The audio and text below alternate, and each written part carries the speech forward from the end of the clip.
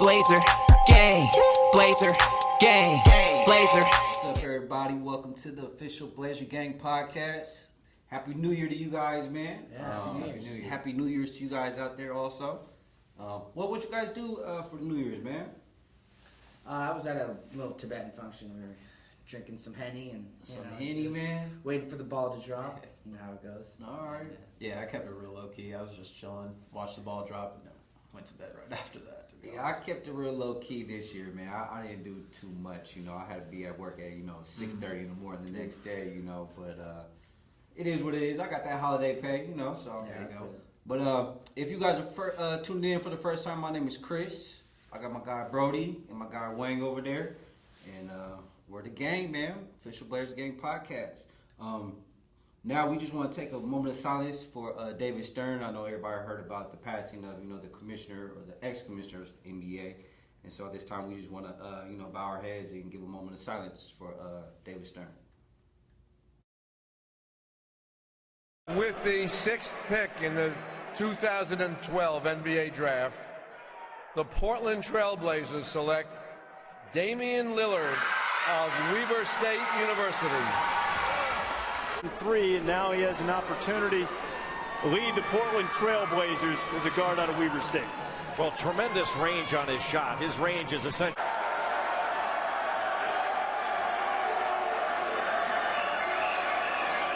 With the third pick in the 2003 NBA draft, the Denver Nuggets select Carmelo Anthony from Syracuse University.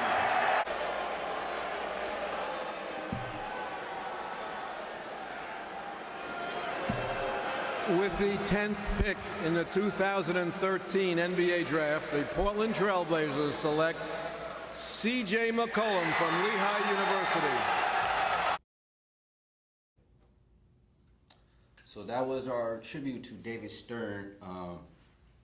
And man, when I heard the news, man, I was pretty sad, man, because I remember I got a chance to meet David Stern back in New York, when Martell got drafted. And you guys don't know, that's my cousin. Shout out, cousin Martell, what's going on, man? But the whole family was out there in NYC, man, draft night. And I remember all the families, all the players, all the lottery picks, they had dinner before the draft. And, we were sitting at our table, got grandma, cousins, and uncles, and then next thing you know, David Stern, he just walks in the room.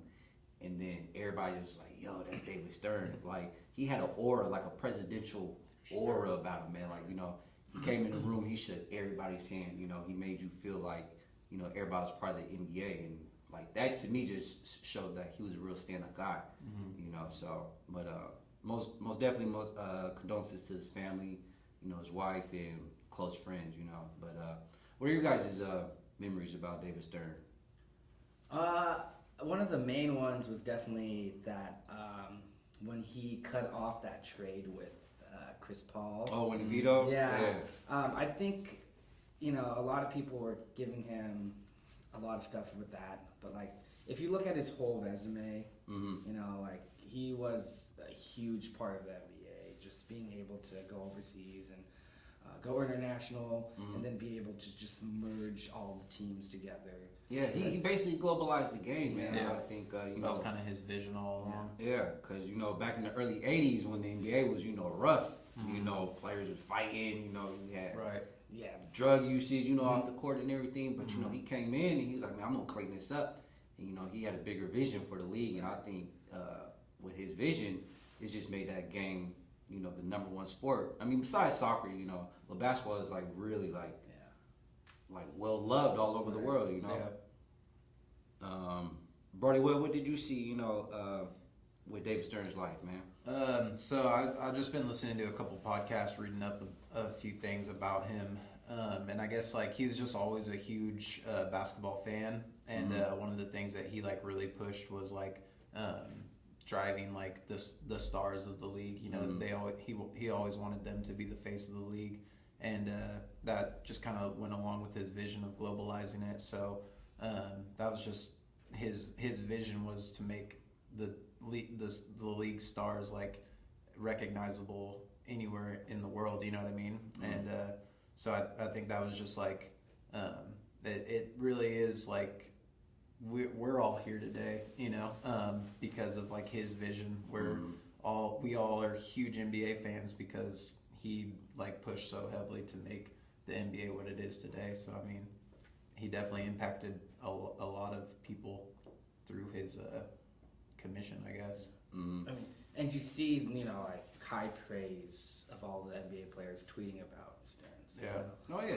And I think I heard on a quick podcast with Jalen Rose about how he was giving Jalen Rose just like he was mad at Jalen Rose for like a quick second about the whole clothing policy at the draft. Oh yeah. And he was like, "Hey man, what are you doing?" He's like, "Just get it together." But Jalen Rose knew like he was just messing around with it. And it's like just stern, just being stern. Yeah, no, but I remember when he implemented that clothing rule, and I was like, man, because AI back in the day, with the baggy sweats and everything, but he just wanted to make the league, a cleaner product. Sure. And now with the rules, now you have people, expressing themselves through their clothing. Like Kyle Kuzma, he's taking it to a whole Westbrook, even harder, So I think even with that new dress policy, like at first there was a little bit of like some backlash, pushback. But I mean, it like you're saying, it did kind of give the players the runway to kind of like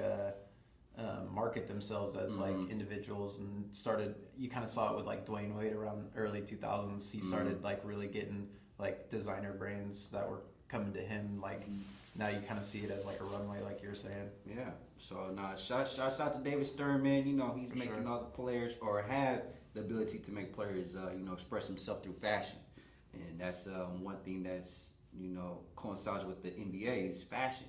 Everybody wants to look good. You look good, you play good, feel good, so on and so forth. So just RIP to David Stern. But that was some of the sad news. Start off the new year. Yeah. Another sad news. Us taking a big L to the Knicks. It was what we lose by 24 that night. Yeah, 24. By 24, man. So with that, I mean, it was the return of Melo to Madison Square Garden. Where he had some of his best days as a pro. And it felt good for him. Scoring a season high 26, 28 points. 26, yeah. 26 points. So what was your guys' take from that Knicks game, man? Dame, where did he go out the night before? He was shooting abysmal, man. I saw on an Instagram he definitely went out. Don't know. The whole team went out, man. You already know the whole team went out. I'm just saying. You're in New York for New Year's. Knowing Dame's mentality and being paid that much as a player, and you're on already a 4-game losing streak at that point. You really don't want to be focused in. That's just. At the same time, you gotta have a good time in New Year's, But like I say, we were on the 4-game. Let's go back to what you were saying though. Okay. You didn't go out because you had to work. Right. So why couldn't Dame do that? Hey man, I don't know. It might be a different type of, You don't get paid as much as Dame does. No, now, that is true. If you had Dame's mentality, or if he had your mentality, you probably would be shooting more than 20%. That's all I'm saying. I mean, hey, all I can say is that it was a bad look for to start the New Year's off, especially losing 4 games in a row. Because who we lose to? We lost to the Pelicans, Utah, and to the Lakers. Even though that was a good game against the Lakers, though I'm not gonna lie. Yeah. I went to that game and just seeing LeBron, go up against Melo, like that storyline. That was a good, mini matchup within the game For sure. Try to line up against the Lakers that night too before Scal went out. Yeah, before 3 minutes Scal in. went out. 3 minutes in. 3 minutes in. Like they went big. They had to go big. They had to match the Lakers' size. Yeah. With Anthony Davis and then shooty JaVale McGee or Dwight Howard. We had to try to match your size. But Scal turning his ankle. It was his ankle, correct? Left knee. Yeah. So. I mean, that was pretty bad. We should add to left knee injury. MRI came back as inconclusive, so his timeline is indefinite. They don't know when he'll be back. Yeah, so so just another injury to this rough season so far, man. But it's even then with the injuries, like the Blazers are still playing hard. Like they're still giving good effort, And even last night's game against the Wizards, it was good effort. Even though the Wizards are also depleted, you know, not having Bradley Beal, Right. John Wall, Thomas Bryant. yeah, like they were out. And then, you know, Isaiah Thomas getting kicked out 30 seconds, not even 30 seconds into the game. No, it was a minute and 30 seconds. Yeah, Was it? Okay. 88 seconds But yeah, into it the was. game. But yeah, they was just depleted. And, you know, Blazers, they took care of business. You know, they beat a team that they were supposed to beat. And, you know, even with the Pelicans loss, you know, we were up damn near 90% of the time, you know. And it just fumbled out of our hands, you know. Dame, Melo, and CJ, they combined for 61 points against New Orleans that game, and it was just like what do you guys see? Like, the Blazers are winning most of the time during the game, and then that fourth quarter, it starts to slip away. Like, what are your guys'? Yeah, it just seems like we can't really close out. We don't have. I don't know if it's confidence or if it's just the ability to get stops when we need them, but we can have a lead, but to backtrack a little bit, or to go forward a little bit from the Pelican game, when we played Phoenix, you know, we were up like 19 early on in the game, but then in the fourth quarter, Phoenix actually had like a 36-point fourth quarter, so we just couldn't really like slow them down, and we're struggling to get stops. Kelly Oubre and Devin Booker combined for 62 points in that game. Yeah, and we're struggling to get stops. And I think you know, some of that has to deal with, you know, our bench play. We're not being really productive on the bench play. You know, Stasi kind of switched up his rotation where, you know, he sends Melo and Dame to the bench, and then CJ takes over. You know, beginning of that second quarter, or, you know, in the third quarter, and it's like we need somebody to step up and produce, you know. And that's why we miss Ronnie Hood at times like that. You know, that's another guy who is in there, you know, that we forgot to talk about. But like, if we could have another guy like maybe Mario, you know, Mario had a good game last night. He stepped up, had 10 points. So if we have, you know, I like Mario. You know, I think he was brought here to do what he did last night. And so far this year, he hasn't really, you know, stepped into that role. But I think it being the new year, you know, start of the second half of the season, things can, you know, turn for everybody. And Mario can be that guy who could be our second playmaker when Dame and Melo goes out. It'd be nice. You know, so yeah. What are your thoughts, Wayne? Because I know you're not really a Mario guy. Hey, you know? I thought he played really well last night. I think that was probably his best game of the season. Oh yeah, as a Blazer for sure, most definitely. I mean, going back to what you were talking about, how we can't finish in the fourth quarter. I think it's also just different quarters, just periodically. We're just okay, for sure. You know, it's. I think it's more of a mentality. You think so? Mindset. A lot of teams, you know, have that problem where they can't play all four quarters. And so you get into this kind of situation where you're like, I think it was that Utah game when we were down by so much, and and then we catch up to them, you know, when we're already down by, I think it was 17 or something, and then we blow it again at the end. But it's the fact that we have to already have that mentality to be where we shouldn't need to be making up that ground, or if we're already up so high, we shouldn't be going back down to that, you know, level where close the door. Yeah, we just gotta make sure, and especially in the Western Conference, you should not just be like pulling off the chains and be like, all right, we're good. Right. Because every quarter you can have, it's the NBA. Every quarter you're gonna have some player just come at you real hard. So, I mean, even last night we were up, but like we couldn't really like we were talking about, close the door on the team. The Wizards would still make a run. So I mean, I don't think we even emptied the bench until the last minute of the game. Yeah. And you know, in a game like that where we're basically leading, it looks like we're gonna win. You'd hope that you could kind of seal it early, so that way you can get the bench guys in, so that way you can give the starters and the rotation guys a little bit of rest on this road trip. No, you know, most definitely, I agree with that. But like I said, it's just hard, man, because we're just depleted, man. Like injury after injury, and so with that, Dame and CJ and Melo, you know, that's our big three. They gotta put in the work, man. Like I know it's not, you know, for the better good of going down later on in the season for them to play so many minutes, you know, putting out these scoring outputs, but for us to be competitive and still be in that top 8, you know, at the end of the year to make the playoffs. It's gonna be a heavy workload for Dave and CJ, man, and Melo, you know, because that's the cards that we have right now, where we're depleted, And our big three, they just gotta make it work. You know. And this January schedule isn't doing us any justice either. I think 10 out of the 15 games that we play are with teams over 500, and we have only beat a team over 500 once so far this season.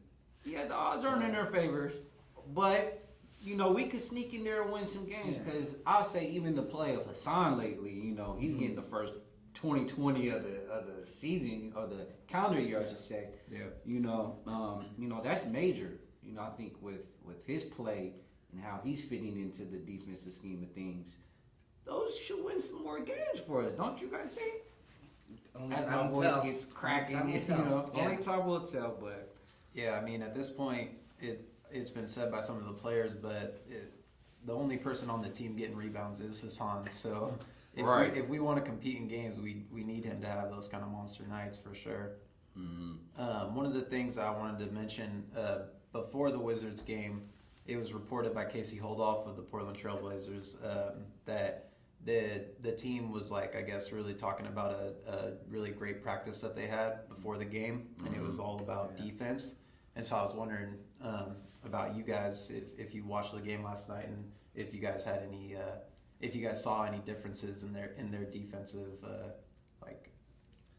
sets or whatnot, and if you saw any differences, and if you thought maybe those things can make some bit of a difference going forward. As far as like the defensive schemes, I think it was just more of, you know, energy. You know, I think because they said that was like the first practice in how long that they I'm had. not sure. You know, I think Dame or CJ said like in a couple months, like they had a practice like this on the road. And I think it's just more of, you know, just focus, you know, lack of, you know, in games, like you'll see people in transition, defense transition, nobody's talking, nobody's picking the ball up. They're letting the big man just run down the court, you know, and you saw that in the Knicks game. Like how many times did Mitchell catch a oop? You know, how many times did, you know, Randall just run rim to rim and nobody's picking him up? Right. And I think that's what it is just being focused and talking on defense in transition. I will say it looks like they're trying to hedge the pick and roll a little bit more often now with the big, so they're not having Hassan drop as deep at times. And so I wonder if that's more of like a situational thing, or if they're trying to change the way they do their pick and roll coverage altogether. But and I think it's situational. You know, it all depends on, you know, who's that guard out there handling that ball. You know, can he shoot that three? You know, it's all situational. I think, you know, that's how you should play the game. But for me, I think it was just more of communication and just being aware of who's on the court and who you're supposed to guard. You know. yeah. But Wayne, yeah. Yeah, I could be wrong. I was watching a lot of NBA games this week. So were we doing more zone? Were we playing zone, or was We're that doing a lot of zone, like Yeah. outside of, or when it comes from like inbound passes and those kind of things. Yeah. We're running some zones at times, just like straight up after makes, get back on defense, and we'll set up in a zone. But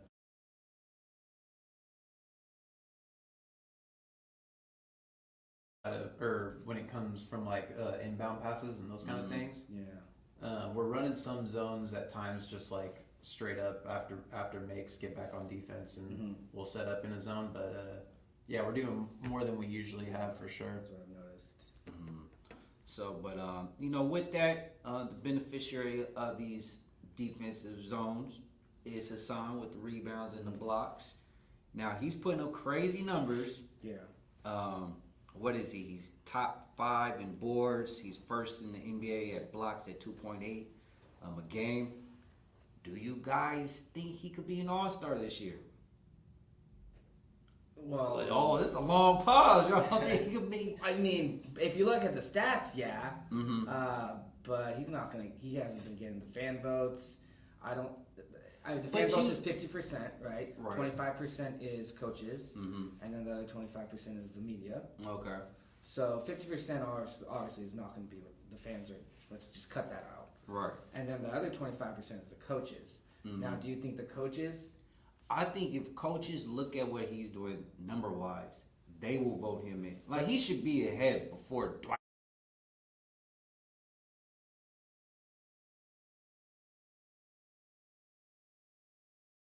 Howard, at least. You know, as you're saying, as front court players. You know? Yeah. Of course, you got agree with Brandon that. Ingram, you know, LeBron, Kawhi, and all them. But I mean, like center wise, like you need a center in the All-Star game, and I think he's better than Dwight. You know. Yeah. As far as you know, the first result of fan voting or whatever, I think he could slide in there. You know. So then you're also saying the players are gonna put him in there? If they look at his numbers, you know, he's having Right. like this is the best stat wise, you know, since his 2016 season, where he made the defensive second defensive team. You know, like he's hooping, man. Like he's hooping. I think he should be in there. You know, as well as Dame. You know. Yeah, So that's probably That's my only thing is that if you look at our team standings, we're only in 9th place right now, and I just don't see us getting 2 All-Stars into the game when we're not even in the playoff spot right now. So okay, so I don't disagree. Dame, He's balling, but yeah, he's balling. I think Dame is a lock for at this point in his career. I think he's a lock to be in. Whether he's voted in by the coaches or voted in by the fans, Okay. I'm not sure. I would love to see him voted in by the fans, but I just don't think we can get 2 All-Stars without being like a top 5 team. I mean, yeah, and then go back to the Whiteside deal. The front court, you have LeBron James, Anthony Davis. Those are probably going to be the starters for the All-Star game. All right. Okay, then you have, and don't forget maybe Kawhi too. So there's Archie, Kawhi. yeah, Kawhi, Then you got Paul George, Paul George. You Cat. got Cats. which he hasn't been playing. Like how many? Yeah, he I hasn't don't played know in the if last Cat- 10 games. Yeah, or Just something an like All-Star that. nod this But- year. No, I Cat's a think- no for You don't me. think so? Cat's a no. He hasn't been playing. He hasn't been playing, so he shouldn't make it. That's my. Okay, well, regardless, he's number 5 in voting in the front court, so he's already beating Hassan Whiteside there, Okay. and that's like I said, 50% of the vote. And then you got KP, Kristaps Porzingis, I don't know. the about- Joker. Then you got Melo But you got in there. But you got I think Kristaps and KP for Jokic sure is both. getting in. They're both international players, so you're gonna get the international votes. Yeah, Okay. and I mean they're like what 5th in the Oh yeah. standings right now And then too. Denver is what 2 or 3? One of them. Yeah. Second. But you know, just the Joker's gonna get in for Denver. Yeah. Yeah, for You sure. know, Jamal Murray kind of fell off a little bit this year, but all right. So, but I mean, bottom line, my point is Hassan should have more consideration. Yeah. I to think be it's fair in to the- at least Right, throw his name in there. for sure. And then, so our guards, you know, out there in the West, you got Luka the Don, you got James Harden, Dame's in 3rd spot right now. Then you got Steph, Russ, D'Angelo, Donovan, Alex Caruso. You know, Yeah. I think he's a fan favorite, Yep. of course. Devin Booker, and then the rookie Ja Morant out there in Memphis. So I think Dame. I think he's he's got the respect. You know, he has the game, so he's a lock for sure. As like you said, us being outside of the playoff race right now, he'll be like the only one for the Blazers. Yeah. Now, Unfortunately, he's not going to get the starting nod in the All Star since Right. we have 2 guards and 3 front court players. in the way Luka and James are playing, of course they're going to get the starting roles. So I think that's all fair and everything like that. Sure. But now me with the All Stars, I think this is another way that they could factor in the voting. The top 8 teams, whoever's in those top 8, the playoff spots, those players are eligible for. Okay. Is right at February 1st. It will be a cutoff. The top 8 teams, whoever's in those top 8, the playoff spots, those players are eligible for the All-Star game. So as it sits right now, we're being 9th. Technically, we wouldn't have an All-Star. Okay, so are you saying there's a cutoff? So only the top 8 teams. Top 8 February teams 1st? from both conferences, those players will be eligible for the All-Star game. Now, my thinking is this will be more competition, make teams want to play better, during that first half of the season. Yeah. So you could, be in the playoff race, Y'all not feeling that? It's interesting. It's just tough because I think last year you had Bradley Beal make the All-Star game, and I don't think they were ever in the playoff position. But like a team, an owner wants an All-Star, obviously if they can get one. And so I just don't know if owners would be up for that, because if they can have a guy who is on their team make the All-Star game, whether Right. they're in the playoff position or not, obviously they're going to be all for it. Mm-hmm. So, but I think it makes sense for sure. You want to highlight the best teams in the league, and I think the All-Star event is supposed to be that. So it makes sense, definitely. But like you're saying now, I mean, that's just that my would- hot take, you know. Yeah. Just I think so that first half of the season, you know, teams could be more competitive, you know, so they're not just coasting or load management or whatever, you know, whatever the case may be. But when it comes down to play, and then February 1st is that cutoff, you could have these teams and these players being rewarded, you know, for their hard work, Right. You know, because even like a couple years ago when AD and them, they weren't making the playoffs, you know, they were like 10th or 11th, and you know he made the playoffs, you know, and even you know LeBron last year when the Lakers didn't make it, you know, LeBron wouldn't be an All-Star, and I know that's kind of a crazy idea, but that's rewarding the players who are on the better teams, you know, have that shot. So even like last year, we would maybe had CJ also on the All-Star team, you know, because a lot of people think CJ should make it, but you know, as our record, it's not showing that. Yeah. So that would have gave CJ an opportunity to make an All-Star team, you know. But that's just my idea. That's just me thinking. I out guess I would say then you would probably have if we did your proposition, Mm-hmm.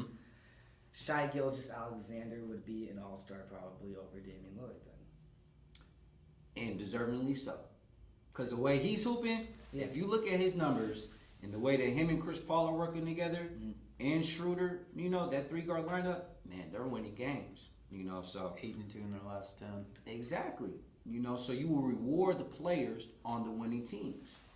For a guy like Shai Gilgeous. You not liking it, huh? No.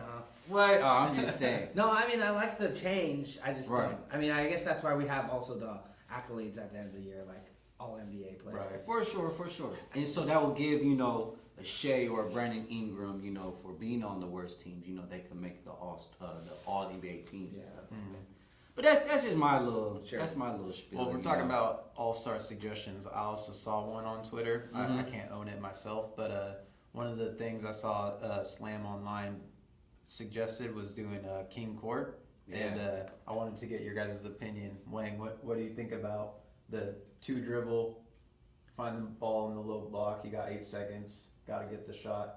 No, I definitely like that. It reminds me of like when we played in high school and stuff, especially just to see the quick skills and just the fans to be able to see at All-Star just the individual player himself just doing these Right. moves that they usually do just on videos or on YouTube and stuff like that.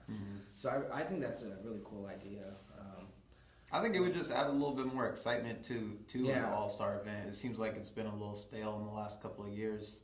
It seems like they're looking for things to add excitement back to it. So No, I like, because I know you guys seen the video floating around, you know, on Twitter, you know, back when USA Basketball, you know, Right. Kyrie, Paul George, KD, they're all Yeah. going at it, King Court style, and they're just rolling the ball out there, and then, you know, the player who gets it and scores, you know, after 2 dribbles, you know, pump fake or whatever, you know, next, who's on the court, Yeah. you know. And I think, like you said, that'll just showcase, you know, the player's ability to score, you know. Totally. Just using less dribbles, you know, just, I think it'll bring excitement. Now, how serious the players will be, you know, on the King Court, that's a different thing. But I think that would be something different, you know, for the All-Star weekend.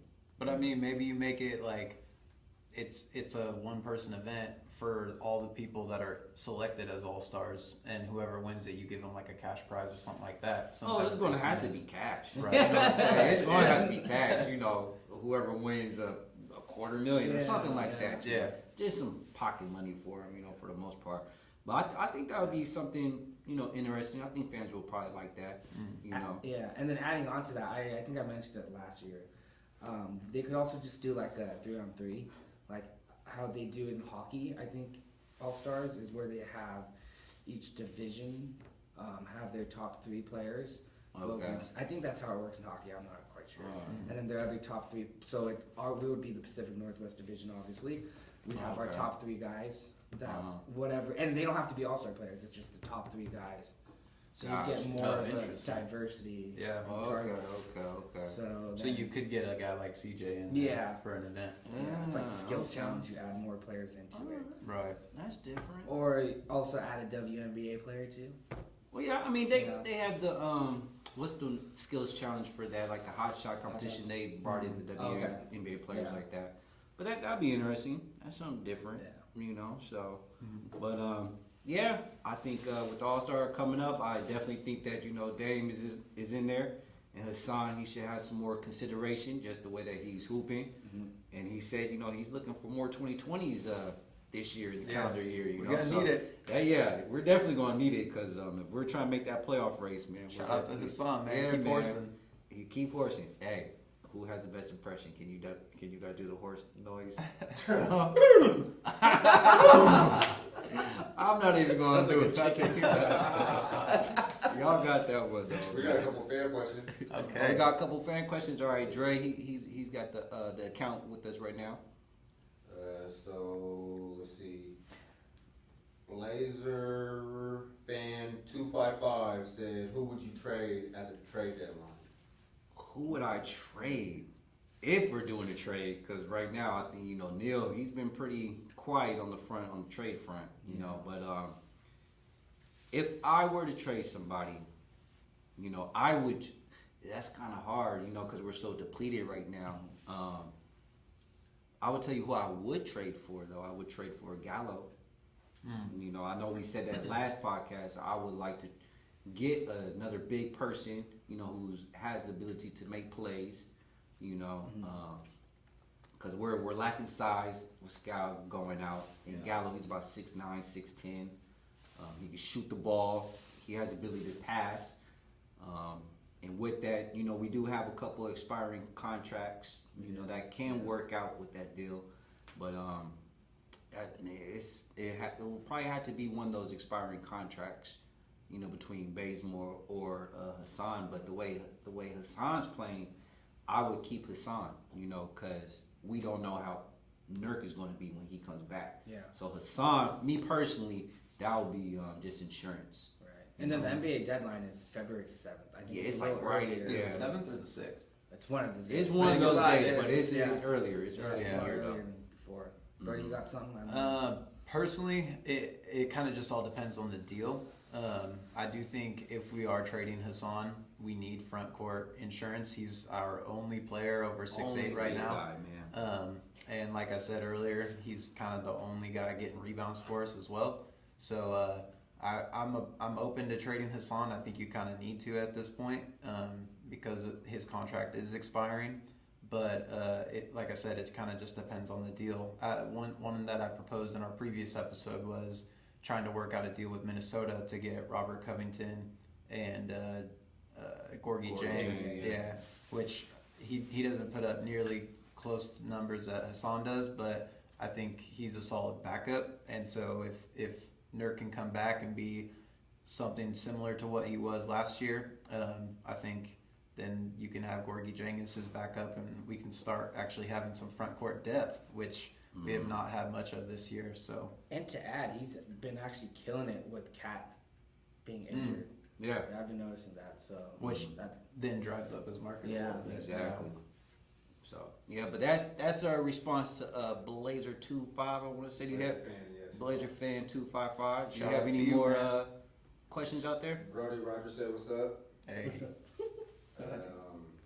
Alex Spyro said, "Would y'all?" And this has been a recent rumor with Drew Holiday coming available. Would y'all trade C.J. McCollum for Drew Holiday? No, Hell no. I would not. I would not. So the question was, I don't know if we caught that on the mics, but the question was, would we get Drew Holiday or give up CJ to get Drew Holiday, who was retired abruptly before the season, just out the blue, he retired, and now he wants to come back. No, that's Darren Collison. Oh, Darren Collison. Oh, I'm so sorry, man. My bad. Drew my Holiday, bad. he's balling, but Yeah. no, I just think CJ is a three-dimensional scorer. He can score from the 3-point line. He can score from the mid-range. He can score from floaters. He gets to the rim. Drew Holiday has that ability, but he's not as efficient. I think Drew Holiday might be a little bit better of a defender, but I think CJ's defense is a little underrated. And I just think CJ does a little bit more on the court offensively than Drew Holiday gives. And we saw it last year. CJ can get us a bucket if we need to, so I don't make that trade. I'm indifferent. I like the fact that I think Drew is a lot better defender than CJ. And he can create his shots. And you saw actually in that playoffs when we played the Pelicans how he shut down Dame and CJ, him and Rondo both. I really like Drew as a player. Now, I don't know how much his contract is. I think it's pretty high. It's probably almost equivalent to CJ's, I believe. We'll probably look that up, Brody. Yeah, but They match up. You can trade them straight up. So, But it's important to also add, which it's been heavily reported that the Trailblazers have no interest in trading CJ. right. But if that were to be untrue and they were to try to trade him, he is currently ineligible to be traded because he signed his extension. To 3 months. Reported that the Trailblazers have no interest in trading CJ. Right. But if that were to be untrue and they were to try to trade him, he is currently ineligible to be traded because he signed his extension. To 3 months, right? I think it's more closer to like 6 months. Okay. So he cannot be traded at this point. I mean, I love the chemistry between Dame and CJ, but I also don't think. I think if we added Drew and swapped him with CJ, that chemistry would still be there. Yeah, because Drew's a smart enough player, Yeah, right. right. to play alongside Dame, Yeah. And, I mean, me personally, I think it's just, the affinity that I have for our backcourt right now. I wouldn't want to break them up. Yeah. Like you're saying, Drew, he's a little bit better of a defender. He's a playmaker also. But I just can't break up that backcourt right now, man. I mean, just because of the injuries and everything, we wouldn't even have this conversation if it wasn't for the injuries and stuff, But my answer is a no. Following those same lines, _# wants to know what changes need to be done to correct our mistakes so far this season. And he agrees, no trade on CJ.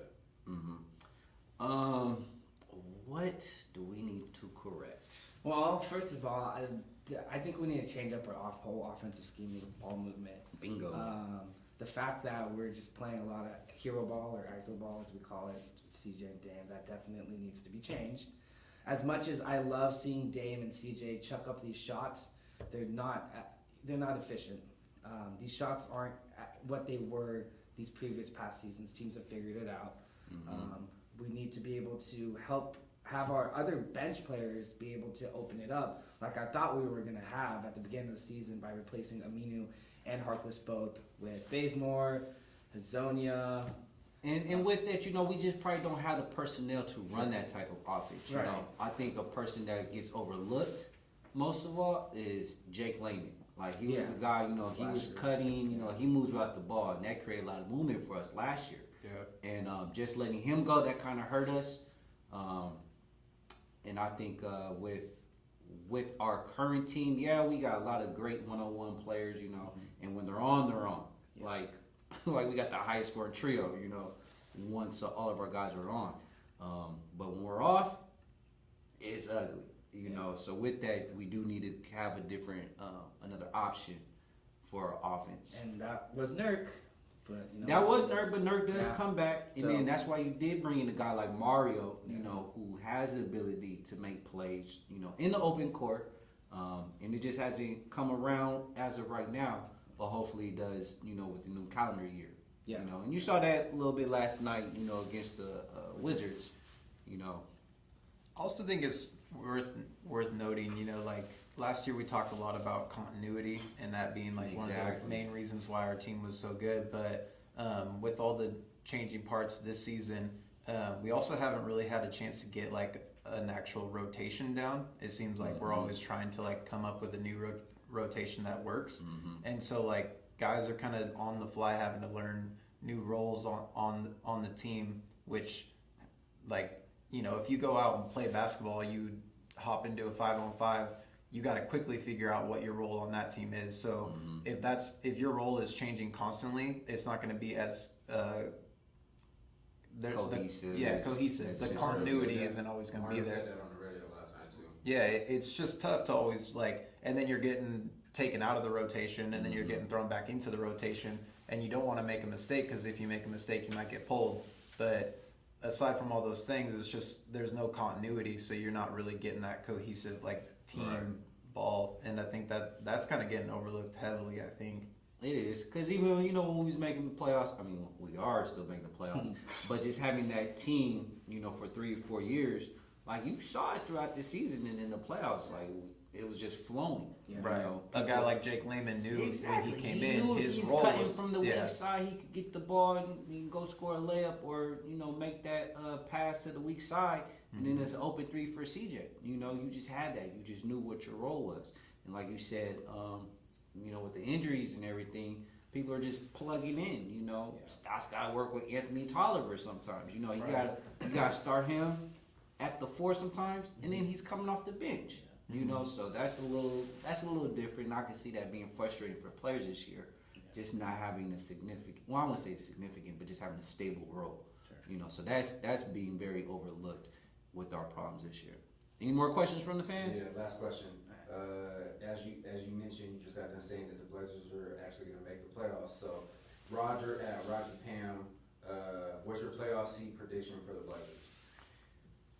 It's 7th or 8th. I think we will make the playoffs, but it's going to be a lower seed, man.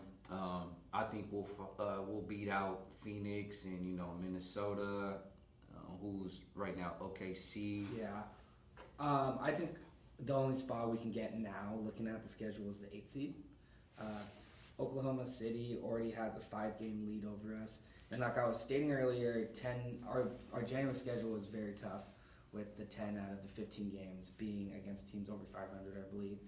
And that's probably, at our best, we'll probably be 6 and 5. And then we need to make up a lot of ground in February and March. I don't think we're going to be able to get to that 7th spot. Where do you guys think? I said 8th seed at max. 8th seed is the spot. Well, yeah. So I think, like I said, if Oklahoma City starts trying to sell off parts, I think that there is a chance for us to push for a 7th seed. But I honestly don't think. I think they're going to be happy with making the playoffs this year. So I think the best we can do is probably the 8th seed. Okay. Yeah, I'm gonna say 8th seed. I see San Antonio snuck in there overnight, which is remarkable as well. But I think 8th. And then if we catch fire, man, you never know. I mean, Dame could go off, a couple games, and we could probably push for that 7th. I want 7th, because I'll match up against the Nuggets, and then Nurk comes back, hopefully. I think the city of Portland has their hopes on Nurk, to carry us home, Right. But if not, hey, man, we'll still make the playoffs, and I think that will salvage our season and how we just started off the year just ugly. I would just say I would love to have a Denver-Portland matchup in round 1, even if we're the 7th seed. For sure, that'd be sweet. For sure. But either way, I'll take us making the playoffs. So, but I mean that's just how 2020 is shaping up to be. So. But switching subjects though, as we start this new decade here in 2020, now we just want to take time to reminisce over the last 10 years of the Blazers, and how, what they accomplished over the last 10 years. So with that, we compiled a top 10 list of our, most memorable, favorite moments that we've had. So Wayne, do you want to start off with one of your favorite moments? It's not a favorite moment. It's a moment. It started in the 2014-15 off season when we lost 4 of our starting 5. Man, it was Robin Lopez. It was Wesley Matthews. It was Nick Batum and LaMarcus Aldridge. I specifically remember that I was actually with my buddy Chris Sibley, who was. Shout out, Chris. Yeah, he was in our fraternity. He's in my fraternity, and we're living in our fraternity during that summer. And I get the text updates, and Twitter updates saying we just lost 4 of our 5 guys. I'm like, And well, this I is remember gonna be- that, man. It was like Yeah. a domino effect, Yeah. you know. Like as soon as Nick went, Yep. Nick went to Charlotte. Then it was I think it was Aldridge going to San Antonio. Then West, Yep. and then Rolo. Rolo going to New York, I believe. Yeah. It was like a bad morning, man. Yeah. Yeah. It was July 4th weekend too, so I don't remember that whole weekend after that. Oh yeah, But it was rough. It was. Yeah, that's one moment. Well, what about your other ones? Well, this is actually a good moment now. This is to Alright. follow, I guess it was the diamond in the rough. CJ McCollum, actually, that next season. Him being able to jump into that role, being Dame's sidekick. He jumped from like 6 points a game to about 20 points a game, getting the most improved player of the year. That was definitely something that wasn't supposed to shape as big as we thought Right, it but was. he was filled like- that role in, Yeah, and he's he like- just took off. Yeah. So kudos to CJ just coming in and filling that role of Wesley Matthews. But what could have been though would have been interesting. What if CJ that next year, if we still had those guys, could have been like that James Harden-esque player that played at OKC that was averaging 16 to 17 Yeah, that points a game off the 6-man role, bench. or that Jamal Right. Crawford role. We coming can off the only bench. imagine. We But can only imagine, but here we are. Brody, you got a moment or two? Yeah, so I'll take mine back a couple of years before that. It was 2012 when the firing of Coach Nate McMillan took place. I remember I was still in high school at the time, and it had happened. I didn't see it, and my buddy actually came around the corner, and he was like, "They fucking fired him, man!" He was just so heated about it, and I still remember the expression to this day. And that kind of started another domino effect. Shortly after that, traded Marcus Camby, traded Gerald Wallace, ended up getting us a future first-round pick that ended up being Damian Lillard. And so those are a couple moments that I remember. Dame hitting his first game winner against the New Orleans Pelicans, which then led to him getting his Rookie of the Year award. So those are a few of mine. Man, yeah. For me, man, there's so many moments, man. Yeah. I can't even I was making this list, and at first I was like kind of struggling to come up with some. And then as I was going through, I was like, "Damn, I'm only at 2012, and I already got 6 moments right now." Yeah, No, like in the early part of the decade, like it was a lot of moments, man. Even then, you still had B. Roy, in 2010 in that team, and so that's one of my favorite moments is that B. Roy going off against Dallas in the playoff series, scoring 18 in the fourth quarter, and 18 of it, his 24 points, it was game high. Blazers down 23 at one point in the third quarter, and then he just comes back. And then I remember one of the interviews, he was talking to Nate. He's like, "Man, just put me in, man. Let me see what I can do." Yeah. And this is when he had no kneecaps. Right. he's getting his knees drained. He had no kneecaps, and he comes in and he pulls off the W for us. And we end up losing that series, Right. eventually to the champions of the Dallas Mavericks. But just seeing him come out there and compete, though, In an knowing interview later on, I'm not sure how long in the future it was after that, but he said during that game he was playing through a bunch of pain too. But he had no cartilage. Right. It was bone on bone. Yeah. And he was out there, giving it his all, and was giving work to them. Like Jason Terry, kid, they couldn't hold him. Shout out B. Roy. Man. Yeah, B. Roy, man, one of the legends, man. But that's one of my moments. Another moment, is kind of personal, close to the family. Martell, 2010. He went for 7-11 from 3, and this is before the 3-point. Everybody wanted to shoot threes. Before the Steph Curry, influx or whatever. But I remember he just went off. It was here at the Rose Garden, before it went to the Motor Center against the Clips. It was pre-Lob City, so they had Baron Davis. Oh yeah. Who else they had? Richardson. Kanan, and I just remember he just caught fire, man. He was like 7 for 11. He didn't miss a free throw, and like every time he shot the ball, it was like nothing but net. And it was just a reminder of why he was brought into Portland, as that shooter. So that was another good moment, in early 2010. So But and then my last one, I'll say Dame in that 2014 All-Star year, and he played in every freaking thing that weekend. The dunk contest, 3-point contest, and the skills challenge. That was like a first. Like nobody's ever done that. Yeah, won the skills challenge too. Won the skills challenge, and then 3-point contest. I want to say he came in third. After, I'm not sure. I want to say after Bradley Beal And I think Steph won. and Steph, maybe. Or was won, it Steph and Clay? No, it was Bradley Beal Okay. and Steph. Yeah, but he got third in that one. But those are my favorite moments of the decade, man. I gotta mention too, last year, Game 7, CJ breaks down what's his name, Torrey Craig, for the go-ahead bucket, sends us to the Western Conference Finals. That's definitely one of my most memorable moments. Yeah, man. So it's within this this decade, man, it was a lot of favorite moments for me, man. Like I got so many other stories we could save for another episode, Sure. But those are our favorite top 10 moments of the decade. And going into the new decade, we got some games coming up. Yep. We play Miami tomorrow. Yep. So I'm assuming they're in Miami right now, and it's a Saturday night. Yep. It's not the New Year's. But it's a Saturday in Miami. Yeah.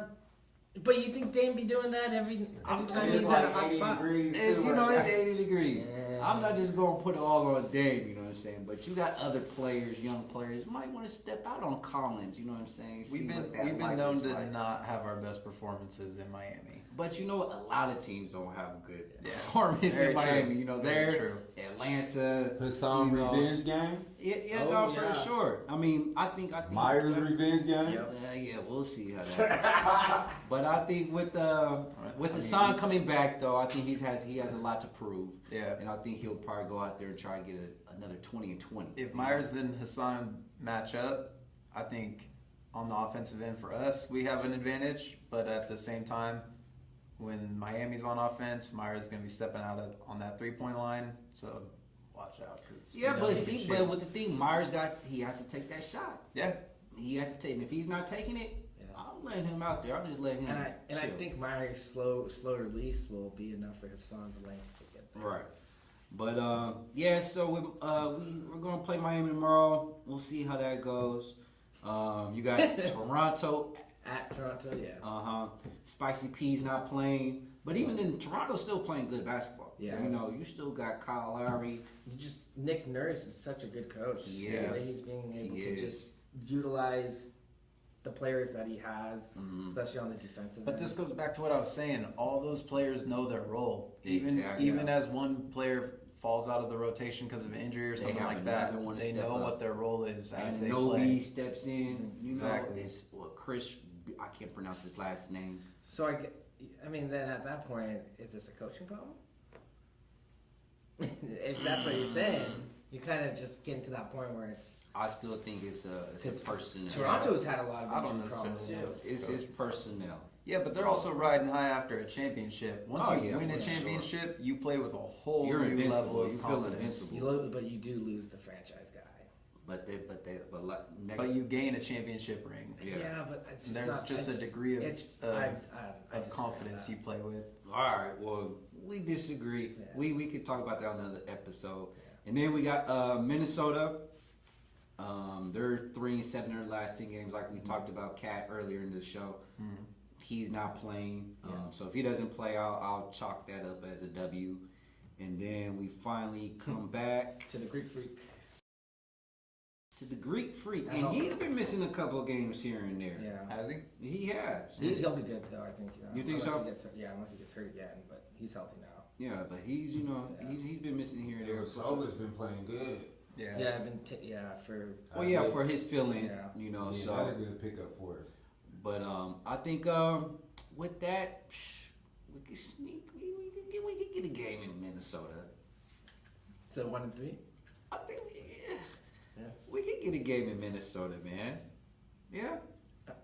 I Y'all are quiet. I think 2-2. I'm being 2-2? a little more optimistic. So who's that second game? The Heat. I think The Heat. We could still win in Miami. Yeah, I think we can beat them in Miami. Even Okay. though Miami also has the best home record. Right. In Yeah. the NBA. I think they're undefeated. They're 15-1. Yeah, they lost Yeah, to they lost one. Washington.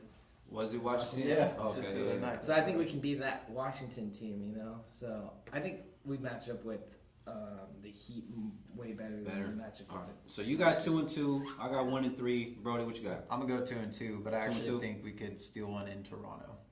Okay. Yeah. That's interesting. We'll see, man. We'll see when we come back next week. But that's gonna wrap it up for us here at the Blazer Gang podcast. Want to shout out Portland Inc., you know, one of our sponsors. Want to shout out Bryan back there on the ones and twos. Mr. Dre, our cameraman, and our what we say? What's the CEO? You know, the boss The man. everything. You know, the everything, giving us the opportunity to be part of this great this team, man. You know, and one last thing. As always, Rip City on the the ass. ass. On the team, Blazer, gang, Blazer.